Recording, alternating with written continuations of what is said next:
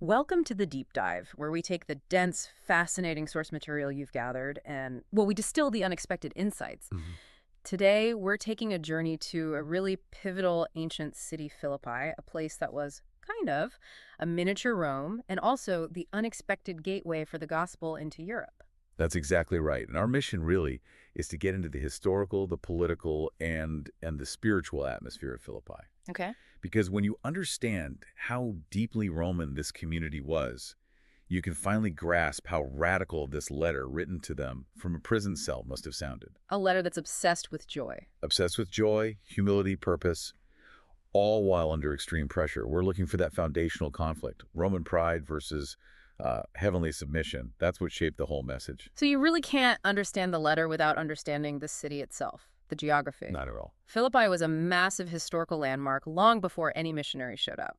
Our sources trace it all the way back to Philip II, father of Alexander the Great. So we're talking around 360 BC. It had that pedigree for sure. Uh-huh. But its destiny, its real destiny, was sealed by Roman blood. Right. The city's true significance comes from it being the site of that great civil war battle in 42 BC. This is where Octavian and Mark Antony, they finally crush Brutus and Cassius. They do, the assassins of Caesar. And that battle, it didn't just end a war, it effectively set the course for the entire Roman world. It put the new imperial system on a path there was no turning back from. Exactly. And for its role in all that, Philippi gets this incredible honor. An almost unparalleled honor. It's granted the status of a Roman colony. And it wasn't just a title. It fundamentally changed everything about daily life for the people there. And this is where that legal term comes in, right? The ius italicum. Yes. What did that actually translate to on the ground? Well, the ius italicum, it basically meant they were treated as if they were physically living in Italy itself. Wow. You can think of it as outsourced sovereignty. They had the same legal privileges, property rights, Roman law. They spoke Latin. They followed Roman customs with this immense pride. So these colonies were really strategic. Oh, absolutely. They were military focal points designed to project Roman might and culture deep into these territories. They were, quite literally miniatures of the city of Rome. So if you were walking around Philippi, you weren't in some Greek backwater. You were in a slice of the capital city itself, filled with people who were intensely proud of their citizenship. Their whole identity was tied up in it. They wore that citizenship like a badge of honor. Right. Which, makes the next part of the story, our sources highlight, so fascinating. Because the gospel arriving there, it wasn't part of some grand missionary plan. It was a divine detour. Completely. The sources call it a major historical watershed. A sovereign choice just diverts Paul's plans and essentially forces the message into Europe, starting in this hyper-Roman city. And that choice was decisive. It was. By planting the seed of the Western Church right here in this miniature Rome, you immediately set up a conflict of loyalties. The message wasn't just going to be about personal salvation. It was about shifting your entire citizenship. From the empire to a divine kingdom. Exactly. And you could argue the history of Western civilization was shaped by that one non-random geographic decision. It's amazing how quickly that early church started to reflect the city's diversity. The story of its founding in Acts 16, it gives us these three iconic conversion stories that just span the whole social ladder. It's the perfect snapshot of the gospel's power. It shows that this community, right from the get-go in Europe, was meant to cut across class and wealth and spiritual background. And it also sets a pattern, doesn't it? It does. That the path will involve suffering. Paul and Silas are beaten and jailed. Yeah. But that it leads to victory. So we start with Lydia, a merchant woman, a worshiper of God. She sounds like a good, moral person, already spiritual. She was very pious. She's down by the river, probably at a Jewish prayer meeting. She's seeking, she's ethical, maybe even reading the scriptures. But the source material is really clear on this point. Piety isn't enough. It's not enough. She had to be born anew. And her conversion is assisted. God directly opens her heart to pay attention to what Paul is saying. She was ready, but she still needed that sovereign spiritual intervention. And then you go to the complete opposite end of the spectrum. Right, the possessed slave girl. Who represents just total entrapment. Spiritual and economic entrapment. She was a slave to men who were exploiting her spirit of divination, for a huge profit. She was quite literally in the clutches of the devil. So her liberation wasn't quiet and gentle like Lydia's. Not at all. It was loud, public, dramatic. It shows the gospel reaching into the darkest places and in the process totally disrupting the city's economic power structure. And finally, the jailer. He is the embodiment of Roman authority and, frankly, Roman brutality. Our sources even use the term carrasco, which is something like an executioner, someone whose job it was to hand out beatings. He's the total opposite of the other two. He's not seeking like Lydia, and he's not oppressed like the girl. He's the oppressor. An official of the empire, yeah. He was certainly not looking for divine truth. For him, it took a radical physical event, the earthquake. It took a seismic shock to get him to even listen. He's brought right to the edge of suicide. Right to the edge. And only then does he ask that desperate question, what must I do to be saved? That trio is just incredible. The devout seeker, the exploited outcast, and the brutal Roman official. It shows that whether you're brought in gently, rescued dramatically, or shocked into it violently, the message is for everyone. And there's one more piece to the jailer's story. His family. His entire household is saved. Yeah. It shows the gospel doesn't just stop with one person. It starts this process of reaching whole families, planting this comprehensive counterculture right in the middle of all that Roman pride. Okay, so this diverse church is planted. Yeah. And pretty much immediately they start to have problems. Of course. They've got external threats, false teachers, the Judaizers. But the internal conflicts seem almost more dangerous. You know, disputes like the one between Avodia and Syntyche. The external threat was serious. The Judaizers, who Paul just rips into, calling them dogs and mutilators. Harsh words. Very.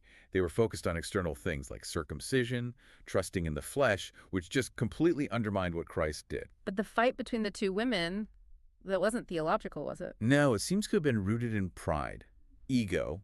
The source of their disunity is identified as presumption, egoism, and this one specific word, kinodoxia.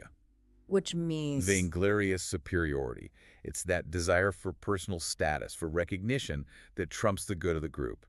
When people are trying to climb the ladder, they create division. So it's amazing that the solution prescribed for, what could seem like a petty squabble is this radical cosmic act of divine humility. The secret to their unity is structurally simple, but it is so hard to do in practice. Put the other person first. Always. You had to become other-centralized, not self-centralized. And Paul doesn't just give them a command. He points them to the ultimate proof, the supreme example of that mindset, Christ's own humiliation. Which brings us to the famous kenosis passage, the self-emptying of Christ. Let's unpack this one carefully. It's really the theological heart of the letter. It is. We have to start with his pre-existence. The sources are clear. Christ was essentially, unchangeably, in the morphe, the form, the very essence of God. The essence, not just the appearance. Exactly. He possessed divinity fully. And yet, Paul says, he did not consider that equality with God as something to be selfishly held on to. The Greek word is harpagmos, something you'd grasp or clutch. So he didn't exploit his position for his own gain. He chose to let go of that claim. Precisely. He emptied himself, ekenosin huten. This is the kenosis, and it's often misunderstood. Right. He didn't stop being God. No. He renounced the glory, the status, the prerogatives that came with it. He willingly set aside that environment of heavenly glory and took on the absolute form, the morphic, of a servant. Descending to the lowest possible human level. The absolute lowest. His humility led to total obedience, all the way to death on a cross, which was the most humiliating, cursed form of execution in the Roman world. And that profound act is the blueprint for their unity. It is. If Christ could go from divine glory to a Roman cross for others, surely Evodia and Syntyche could figure out their differences. And this act of ultimate lowliness is what triggers the ultimate reversal. Absolutely. Because of the kenosis, God performs a hyper exaltation. He's raised to the highest possible degree, given a name above all names. To the point that every knee in the universe bows. In heaven, on earth, under the earth, every tongue confesses Jesus is Lord. And it's all ultimately for the glory of God the Father. Humility isn't the end goal. It's the path to true, glorious distinction. It really is the ultimate paradox that this letter, which is just saturated with the idea of joy, is written from a literal prison cell. It is. Paul isn't ignoring his suffering, but his focus is. It's completely shifted. He's focused on the progress of the gospel, not his personal pain. He had such a radical, sober view of his own circumstances. He saw everything through this lens of divine sovereignty. He didn't see his chains as just bad luck or human persecution.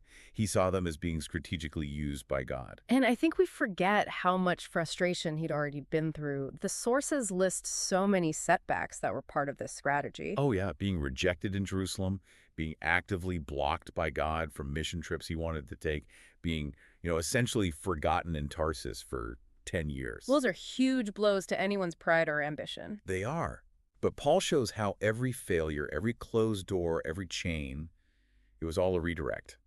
And his final imprisonment becomes his most effective platform. How so? His chains were known in Christ to the entire Praetorian Guard.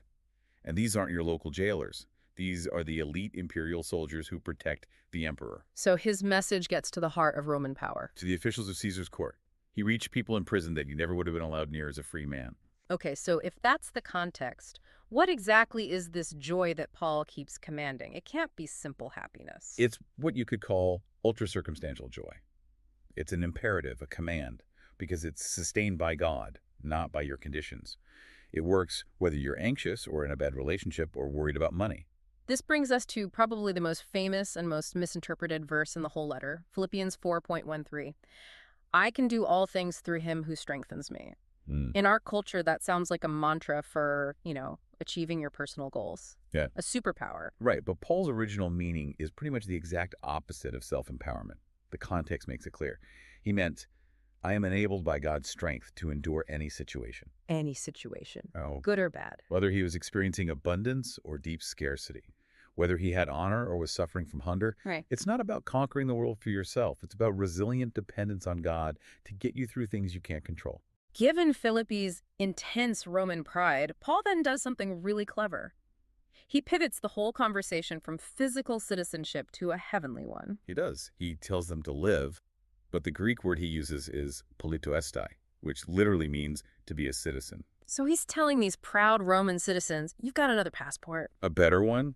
He calls them saints, hagios, meaning they're separated for God, they belong to a different order of things. Their politima, their homeland, is in the heavens. And that new identity has to change how they live on earth. It has to color everything. It's not about running away from Rome, but running differently within it. The Christian life is like an athlete's race. A disciplined race. Yeah, exactly. And they aren't running to gain citizenship. Lydia, the jailer, they already have it. They run because they are citizens. And that demands discipline, single-minded focus. One thing I do. And that focus is the ultimate weapon against anxiety. It is. Paul's description of anxiety is so visceral. It's not just worry. No, he calls it an inner strangulation. Like you're being pulled in different directions. And it comes from focusing only on your problems, your broken relationships or material things. It's a voice of incredulity, really, a distrust in God. So what's the counteraction? What's the remedy for that inner strangulation? The divine remedy is exhaustive prayer. And he breaks it down into 3 parts. Adoration, so praising God for who he is. Petition, laying out all your specific needs.